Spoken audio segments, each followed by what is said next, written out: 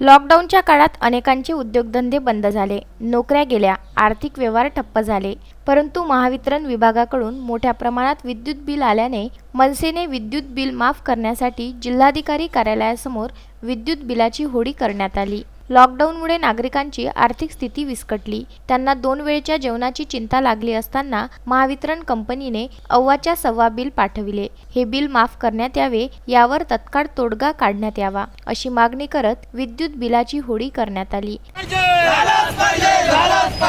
महाराष्ट्र नवनिर्माण सेनेचा सन्माननीय राजसाहेब ठाकरे यांचा